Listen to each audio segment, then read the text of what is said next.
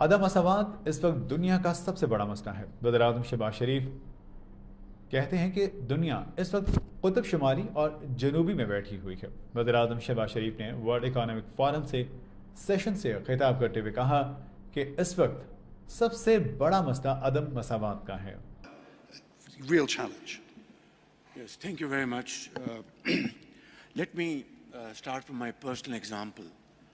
In 2003, in this very country, when I was guest of people of Saudi Arabia, I was in exile. I was struck by a very, nasty cancer, adenocarcinoid, and I was flown to New York. And in Sloan Kettering, I was operated upon. I had hemicolectomy. It was in the appendix. And I had to pay at that point in time thousands of dollars from my pocket. And I wondered how many people in my country can afford this kind of, expensive treatment. And I said, not very many. Well, when I came back, mercifully, I had, lease of life. So came back to Pakistan, and I was elected the Chief Minister of Punjab. And we, built, hospitals dealing with kidney, liver, cancer, both by the governments, various governments, and philanthropists. Without going into details, that is the point at issue. That today, I think the first and foremost problem is global inequities. Now, look at COVID. It exposed these imbalances, gaps, hugely. Imagine global north and global south, distribution of vaccines, and so on and so forth. Two, climate change has completely changed the landscape.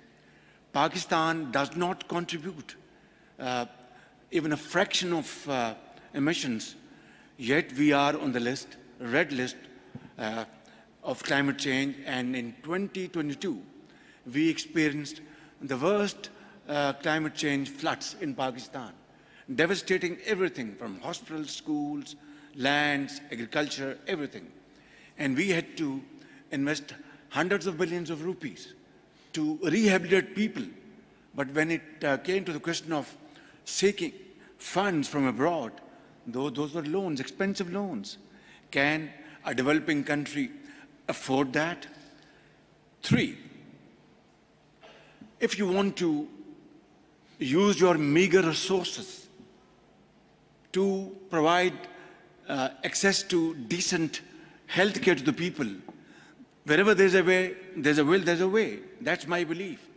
And as Chief Minister of Punjab, I, by the grace of God, was able to provide in the far nook and corner of my province. It's a province of 140 million people. Wonderful hepatitis facilities in every remote area of the province. Provided with CT scans all over the province. Poor people who are very in dire need of providing food and education to children cannot waste time. So I provided CT scans in their areas, which were the reports uploaded, brought to big centers of Punjab, and then the experts would look at that and send back the report in the evening, and they would get medical facilities.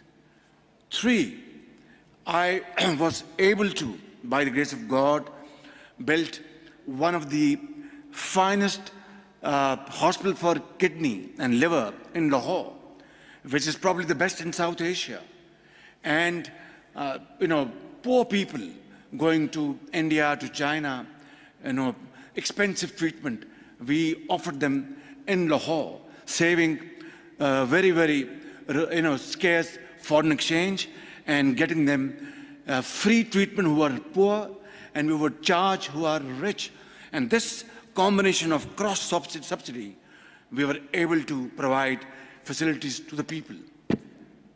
And then dengue in 2000, 11, it struck Pakistan, and most of all, it struck the city of Lahore.